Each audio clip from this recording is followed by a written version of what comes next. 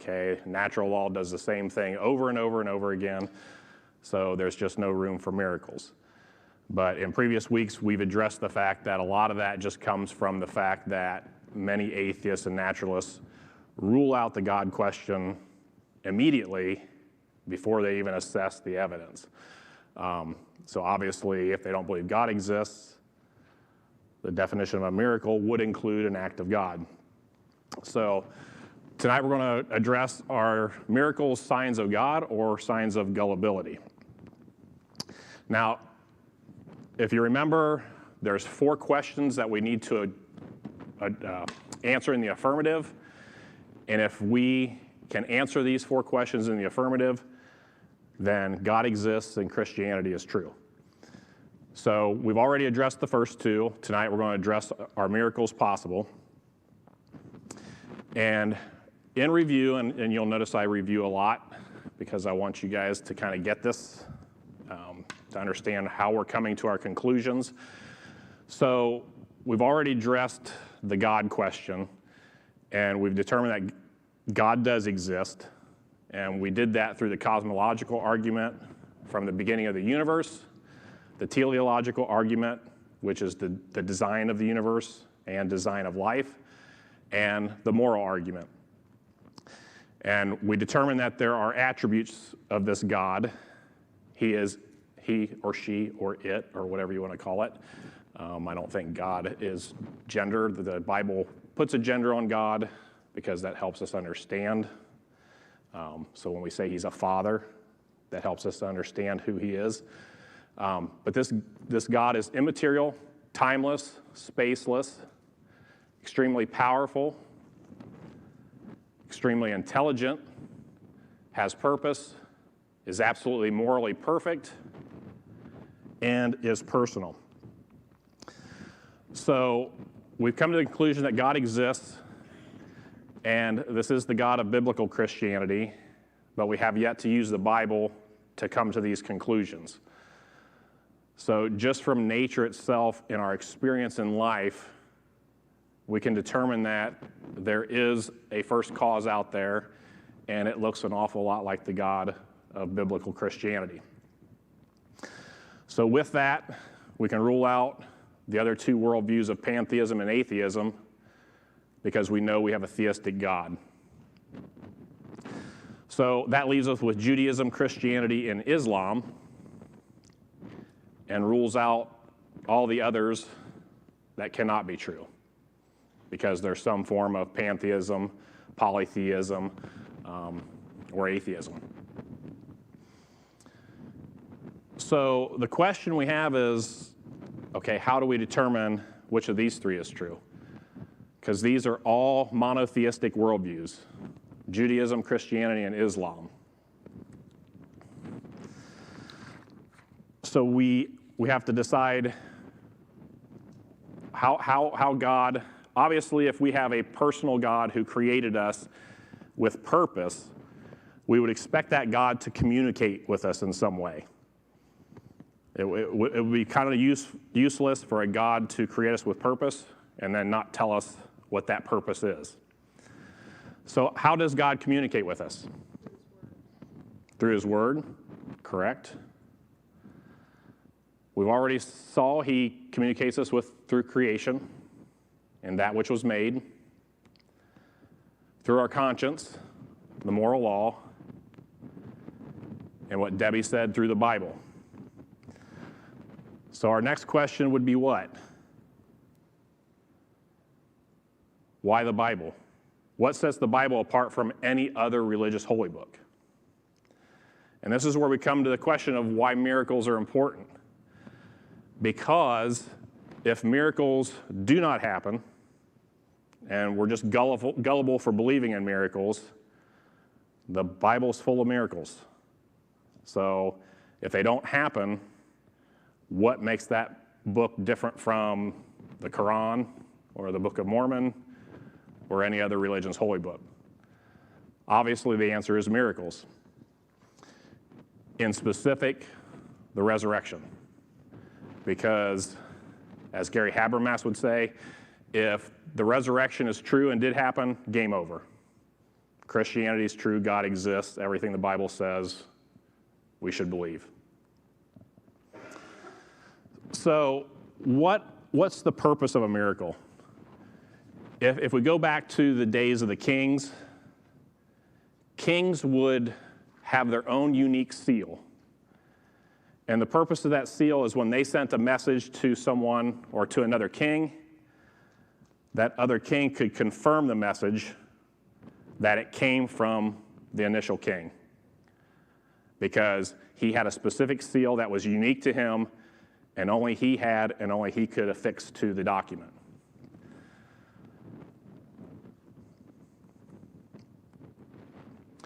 So miracles are made or miracles are done to confirm a message.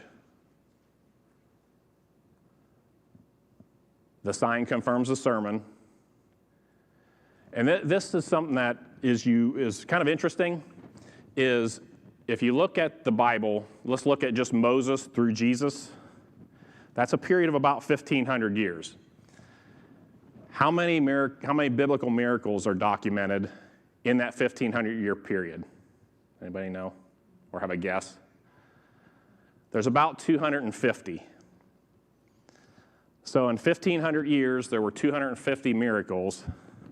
So if you do your math, that's one miracle every 6 years. Whenever you read the Bible, obviously the Bible is giving you roughly 2,000 years of history, and you can sit down and read through the whole Bible in less than a year. But when you read it, you think there are miracles everywhere in the Bible. That's not the case. If there's one every 6 years, that obviously isn't every day they're happening. Now, I'm not making any claims to what's going on, and we're in the New Testament and the church age. But if you look at what happened in the Bible, most of those miracles, we didn't get a miracle every 6 years. They were kind of clustered around the time of Moses, Elijah and Elisha, and Jesus and the apostles. So the bulk of those 250 miracles happened during those 3 periods. And that's because God was confirming his message and his messenger. In fact, Moses even said that. He said, when God told him to go to Pharaoh and tell him to set my people free, he said, why would they believe me? Why would they, oh yeah, Moses, yeah, we'll set your people free. No, he was asking God, you need to do something for them to know that you sent me. And how did God confirm Moses to Pharaoh? Through miracles. So, not everybody believes in miracles.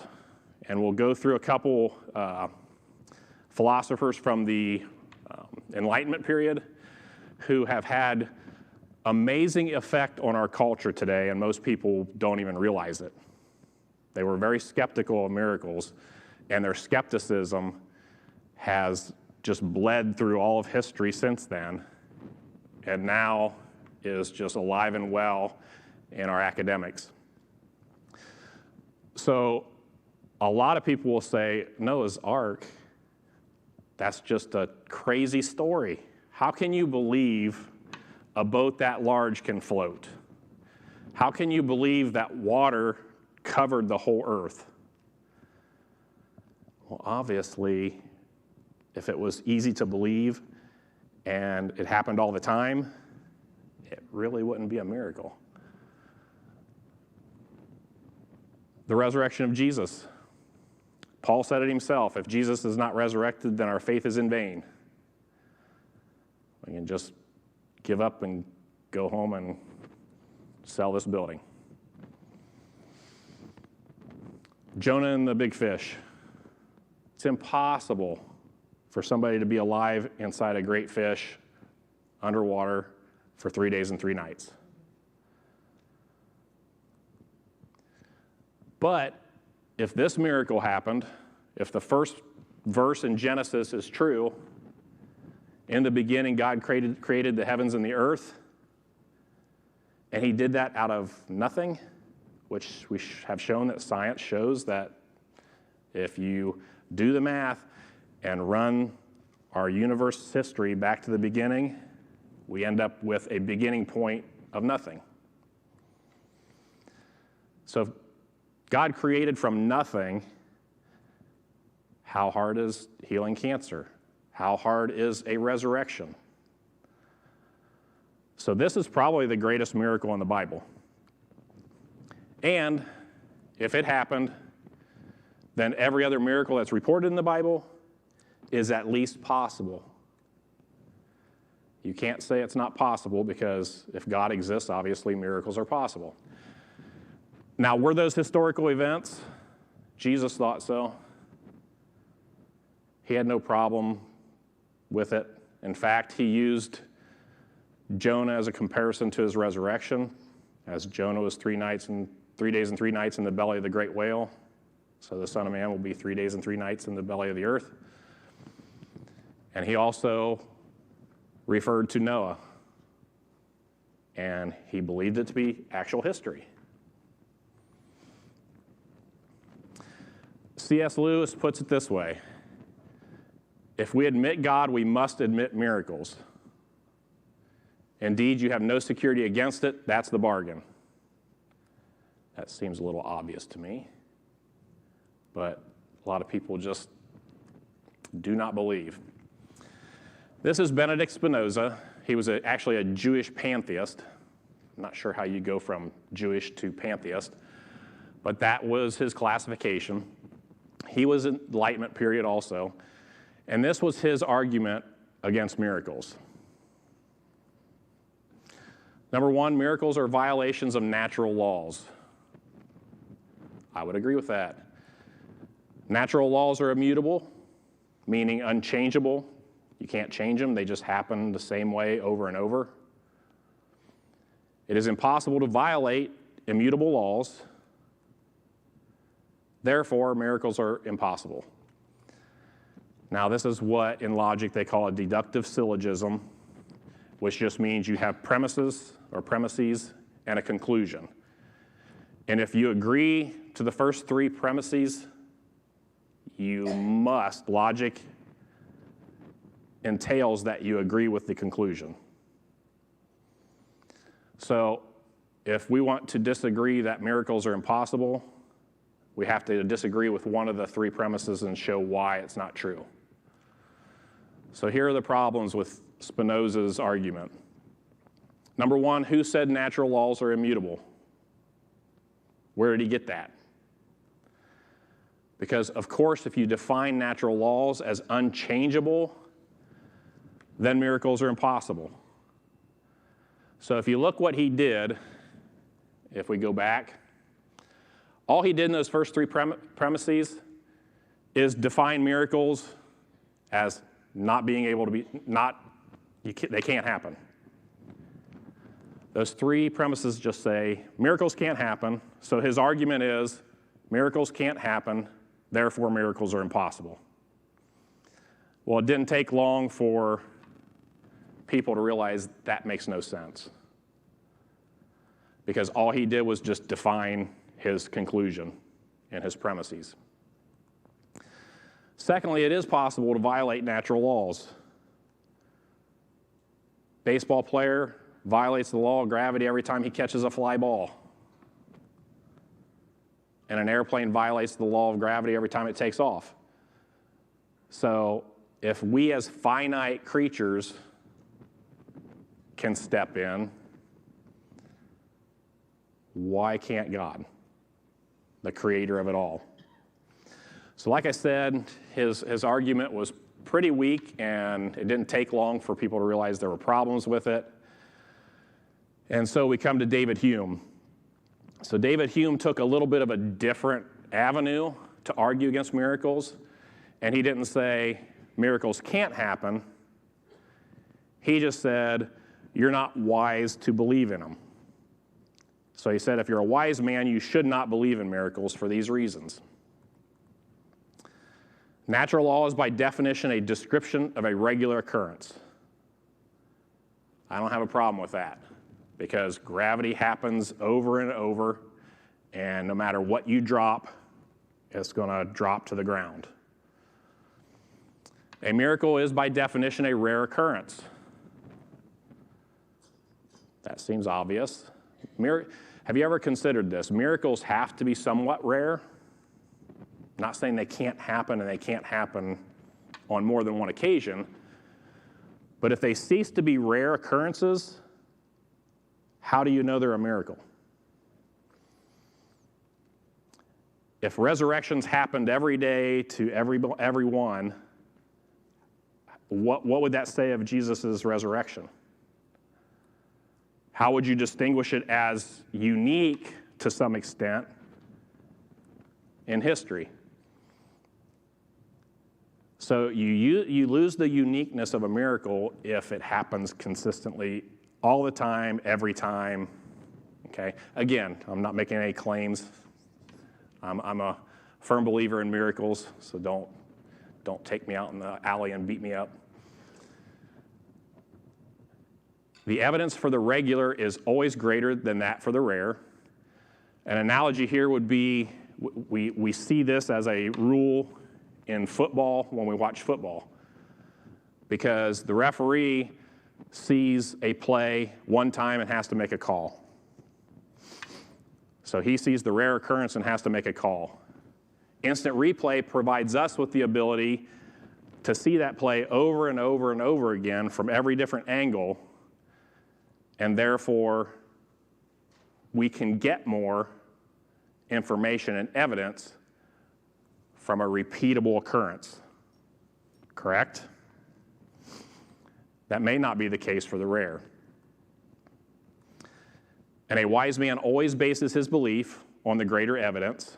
I think this is just general logic.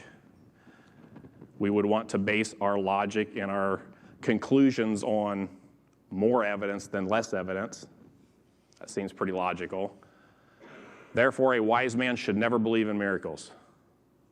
So he's not saying they couldn't happen necessarily, but if you're wise, you wouldn't believe in them for those reasons. So again, if those first four premises are correct, the conclusion is necessary. Does anybody see a problem, though, with one of those premises? One that you would disagree with? Anybody? Number three. That's why I'm not going to let Caleb ask me questions at the end. He's smarter than me, and he'll ask me a question that I can't answer. Yes, it's number three. Because the evidence for regular events is not always greater than that for the rare. And there are examples, and we'll use examples from Hume's own worldview, using his argument, that disprove his argument. The Big Bang is not based on regular events. It was a one-time event. It was rare. So if David Hume existed today, and he's an atheistic naturalist, he would probably have no problem believing in the Big Bang, just like most science don't have any problem believing in the Big Bang. So even though it's a rare occurrence, doesn't mean the evidence can't still be good for it. The origin of life. Does anybody in here have a problem with believing the origin of life happened? Now, whether you believe it was intelligent and God created us, or it happened from the goo to us, we're all here, right? We're all alive. So we all believe that there was an origin event for life. But according to Hume, he would have to say, I can't believe that because it was a rare one-time occurrence. And it doesn't happen all the time. It's not a regular event that we can see more and more evidence for. Macroevolution can't be repeated. It happened one time.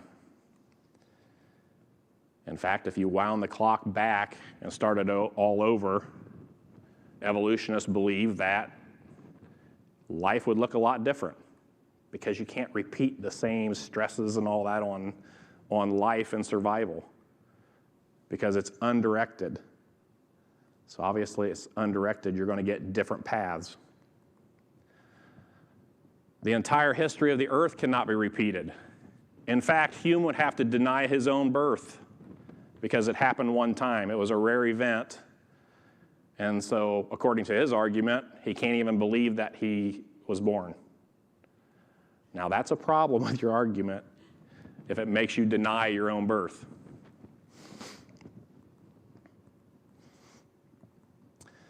We can use Hume's argument against any rare occurrence because of that. So, if we do it this way, natural law is by definition a description of a regular occurrence. Macroevolution is by definition a rare occurrence. The evidence for the regular is always greater than that for the rare. A wise man always bases his belief on the greater evidence. Therefore, a wise man should never believe in macroevolution. How many evolutionists would agree with that? No. So Hume's argument just does not work. So the issue is not whether an event is regular or rare. It's whether you have good evidence and good reasons to believe the event. So to rule out miracles beforehand, he's never going to analyze a miracle claim because he's saying they can't exist, so this can't be a miracle. That is a problem. It's also circular. If you remember last week or the week before, we talked about a circular argument that argues in a circle. If you were to ask Hume, how do you know miracles don't occur? He would say uniform experience tells us miracles don't happen. And then if you were to proceed and ask him, how do you know uniform experience is against miracles? He would say, because miracles don't happen. How do you know miracles don't happen? And we're back to the beginning. So his argument is faulty in a lot of ways. The problem is Hume is still brought up in academics today.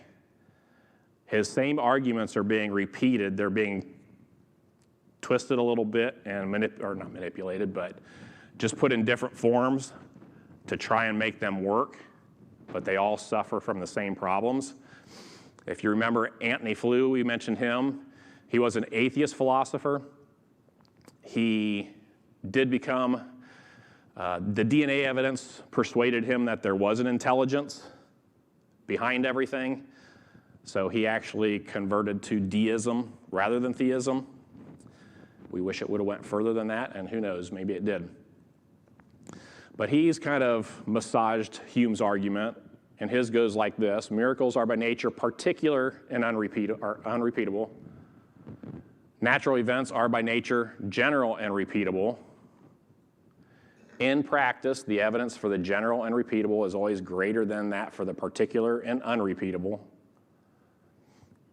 Therefore, in practice, the evidence will always be greater against miracles than for them. It's just Hume's argument. He's just massaged it a little bit. So the same problem is with premise 3. That's not always the case, as we've shown. But I put this up here because I want you to understand that they're still using this. Frank Turek was in a debate with Christopher Hitchens, and he brought up Hume. And if you study any college philosophy course, they will mention Hume and talk about his arguments against miracles and a couple other things that he's famous for. The biggest problem for these guys is they would have to deny a genuine miracle that actually happened. That's a huge problem that makes you deny something that is actually true. And that's what those arguments do. Secondly, their position is not falsifiable. An atheist and atheistic scientist, they will argue that against Christians all the time. Your position is not falsifiable. Well, a lot of our positions are falsifiable, but this is a situation where their position is not falsifiable either. Norman Geisler puts it this way. He said, we may ask Flew, What would have to occur to constitute for you a disproof of your anti-supernaturalism? Flew must answer that no event in the world would falsify his naturalism, because in practice, he believes that the evidence is always greater against miracles than for them. So if you rule it out ahead of time, it doesn't matter how much evidence you have. You're never going to believe in them.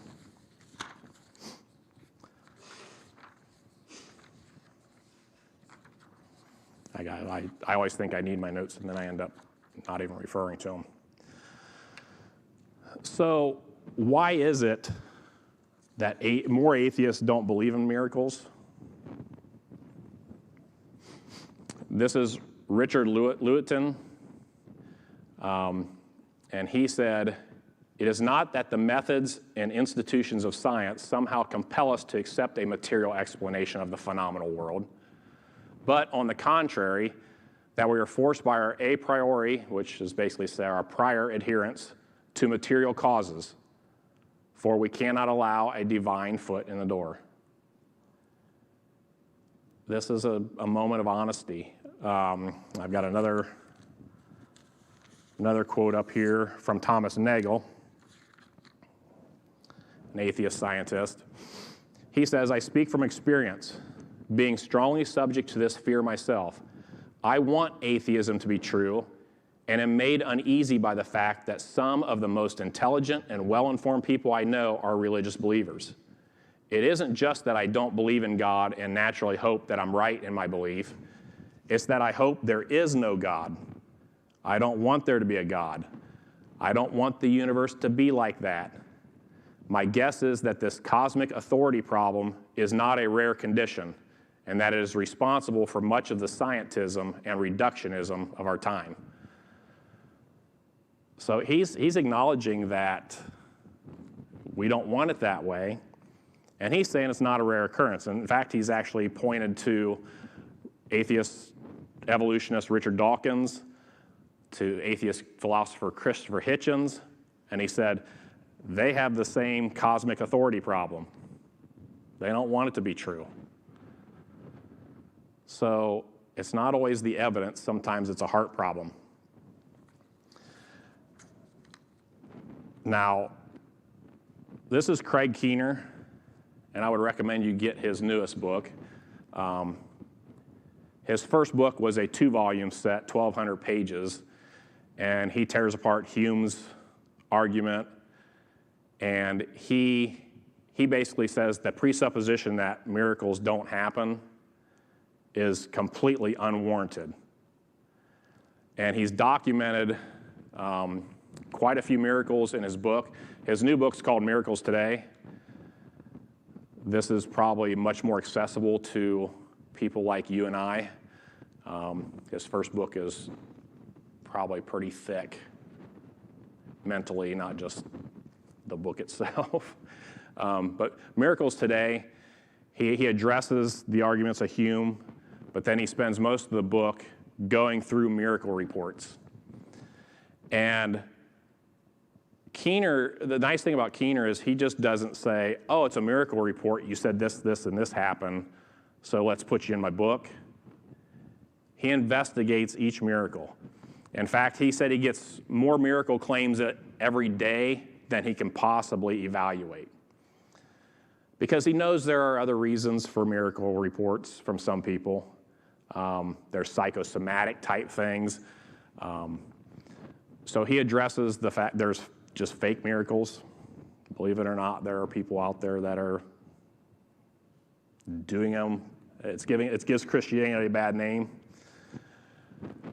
But the ones that he addresses in his book, some of them he's witnessed himself. If he hasn't witnessed them himself, he's interviewing people, he's interviewing doctors, he's collected documentation on a lot of them. And to just say miracles don't happen, you're just not being fair at all. Because all the atheists are doing is saying, okay, miracle report, I don't believe it because miracles can't happen. Well, that's not being fair. And I'm going to read a miracle report from Keener's book. And these are the things that atheists need to address. Because like I said, if they aren't even addressing these, they're not being fair. I'm just going to read it right out of his book. Let me tell you now about a different Barbara, Barbara Comiskey. When she was a teenager, doctors diagnosed Barbara with multiple sclerosis. Although MS can come in milder forms, Barbara's condition deteriorated quickly. One day, she looked out the hospital window. With all her heart, she wished that she could be just a regular person, able to drive and live a normal life. Yet, no matter what, Barbara had decided that she was totally in love with the Lord. He was her reason to live. From the age of 15 to the age of 31, Barbara spent 3/4 of her life in the hospital. The rest of the time, she was being cared for at home. She had a chronic pulmonary disease with frequent infections and pneumonia. A surgeon, Dr. Harold Adolph, describes her condition toward the end of her suffering. Barbara was one of the most hopelessly ill patients I ever saw. She was diagnosed at the Mayo Clinic as having multiple sclerosis. She had been admitted to the local hospital 7 times in the year that I was first asked to see her. Each time she was expected to die. One diaphragm was completely paralyzed so that the lung was non-functional, and the other worked less than 50%. She had a tracheotomy tube in her neck for breathing, always required extra oxygen, and could speak only in short sentences because she easily became breathless. Her abdomen was swollen grotesquely because the muscles of her intestine did not work, nor would her bladder function. She had not been able to walk for 7 years. Her hand and arm movements were poorly coordinated, and she was blind except for 2 small areas in each eye. She was hooked up to various machines. Because her bowel was paralyzed, Dr. Adolph discontinued it, and doctors provided for her instead with an outside hookup. Another machine helped her to breathe. Because she could not swallow, she had a feeding tube in her stomach. Barbara needed so much care that when she was home, a nurse or nurse's aide remained with her most of the time. In her words, she was wrapped up like a pretzel. Her feet pointed down, unable to rest flat against the floor, even had someone tried to stand her up. Her arms remained tight against her chest. Normally, when anyone tried to pull one of her arms away from her body, it would automatically clamp back up against her chest. Her hands curled up against the inside of her wrist, leaving them full of dead skin, except when periodically someone would pry them open to clean them out. Dr. Thomas Marshall had assumed her palliative care in what appeared to be the final weeks of her life. He recalls that her body was contracted in a permanent fetal position. Her hands were so permanently flexed that her fingers nearly touched her wrists. He sadly explained to the family that the next infection would likely kill her, and everyone agreed not to prolong her suffering with any further hospitalization or by attempting resuscitation with CPR. Unable to free herself from her pretzel position or even to breathe normally, Barbara felt trapped inside her own body. Now, after 16 years of physical deterioration, doctors had sent her home from the hospital one last time.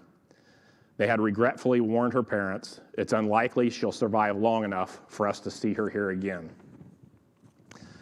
For more than 4 years, Barbara had not been able to even visit her Wesleyan church in Wheaton, Illinois. Nevertheless, her faithful pastor had visited her every day during that time. Now it was Pentecost Sunday, June 7th, 1981, and 2 friends from her church visited her after the morning worship service. This time they showed up laden with cards and letters. Someone had called in a prayer request about her to the local Christian radio station, WMBI. Now 450 letters came to her in care of her church.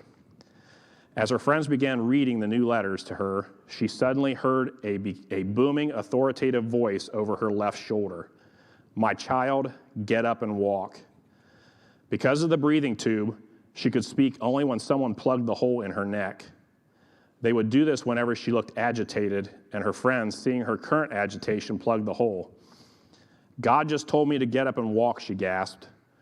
Her friends grew quiet, but Barbara insisted. "Go get my family," she ordered urgently. Feeling her excitement, they dashed out of the room to find her family.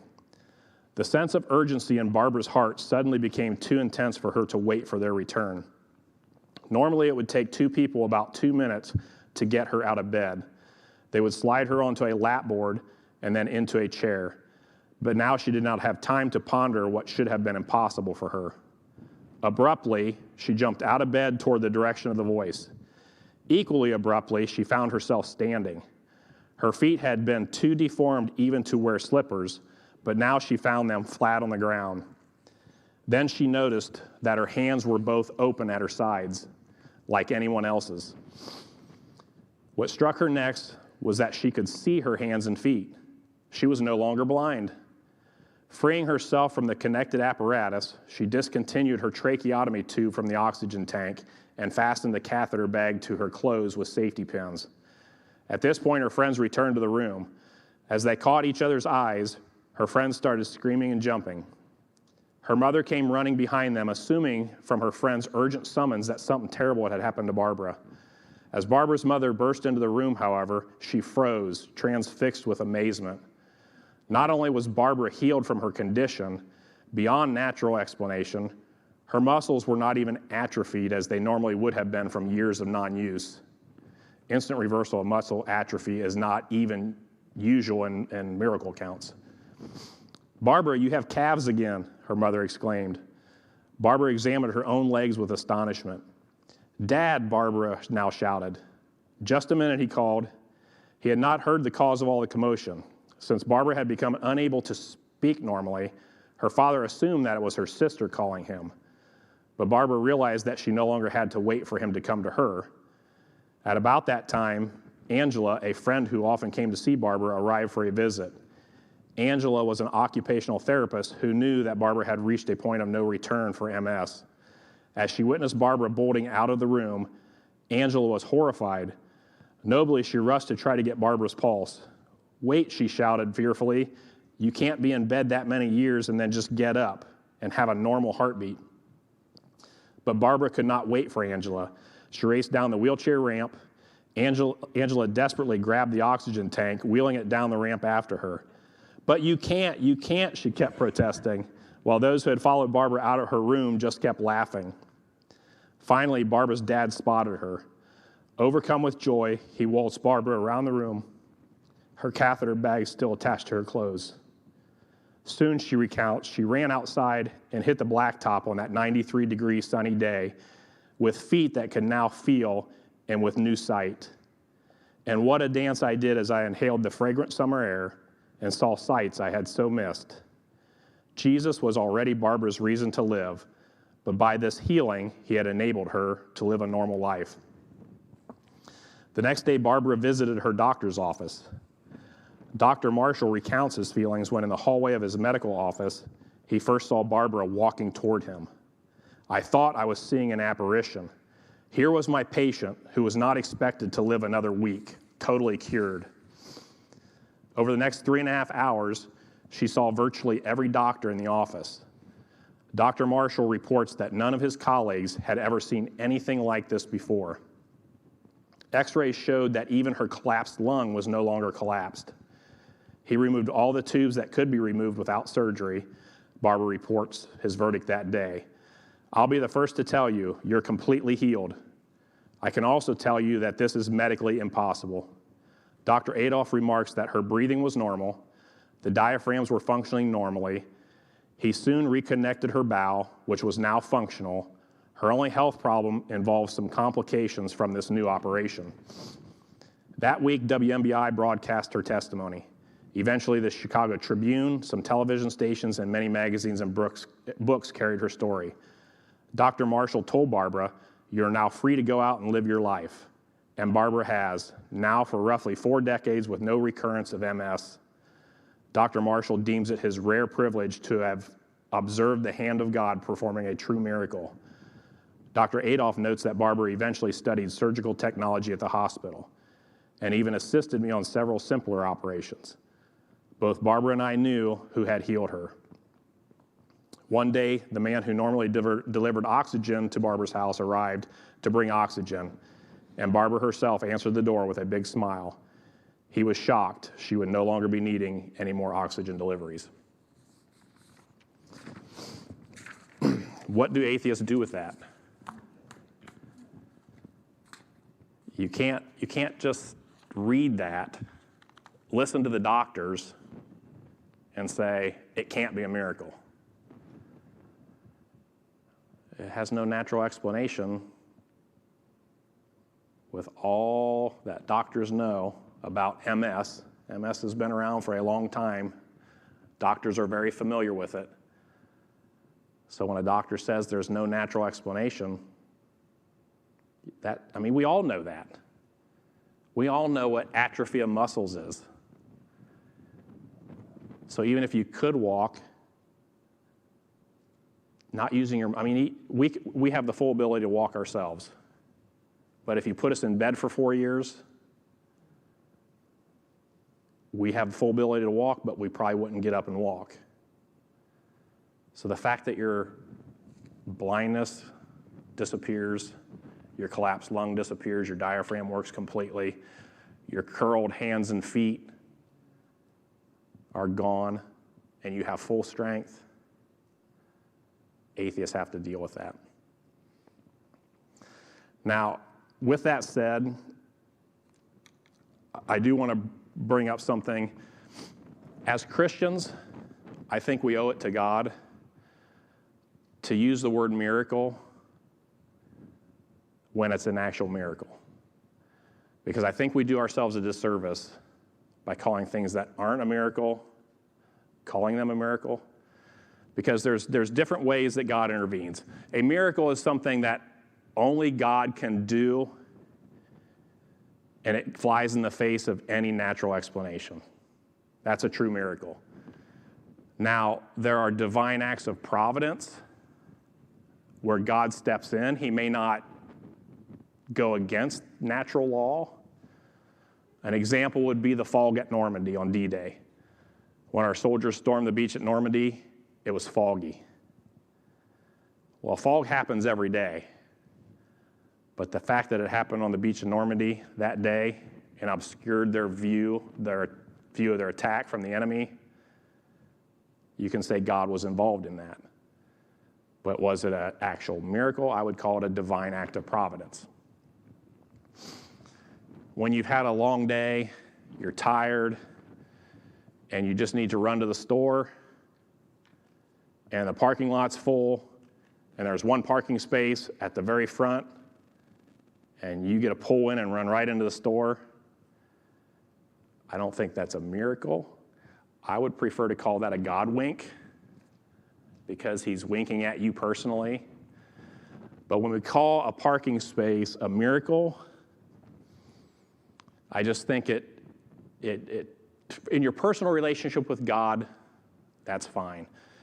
But when atheists hear you calling a parking space a miracle, I think it sells God very short of what he can actually do, especially in the life of people like Barbara Kaminsky. So I'm not saying don't be appreciative of God winks. Don't get me wrong. I think you should, because I think there are a lot. Chris talks about them all the time. He's here. He's active. He's talking to you. He's showing you he cares and loves you. But we have to realize there's a world out there, and when we use our words carelessly, it can just come across, not trying to be mean, but sometimes that's why the church, we're called backwoods and and rednecks and whatever. There's a lot of brilliant people of faith. I'm just saying we just need to be careful and portray the God that we serve well to the culture that we're in. So with that said, next week, we will move on to our next topic, which is the New Testament true? Because if it's not true, then there's no resurrection, there's potentially know Jesus. So we have to show why we can trust the Bible, why we believe, number one, it's actual history, because many critics and Bible skeptics will say it's not even history, it's just myth. It was stories that were made up. There are Jesus mythicists who will say Jesus did not even exist. They're actually kind of mocked by their own, because most robust atheists who treat the topics well don't deny that Jesus exists. There's too much evidence to make that claim. The most well-known skeptic is Bart Ehrman, and he knows his stuff. He doesn't deny that Jesus existed. And he's actually called out the Richard Carriers of the world, who are Jesus mythicists, and said, stop saying that, you just look foolish. So we don't have a problem believing he exists, but a lot of them believe that all the stories about him are just myth. That over time, this man's teaching was so brilliant, and he was such a great person that all these elaborate stories of miracles and stuff were developed years and years later. And we can show that that is definitely not the case. So we will address, is the New Testament true? And that'll take the rest of the time. But for tonight, does anybody have any questions? If not, we will see you next week. Thanks for coming out.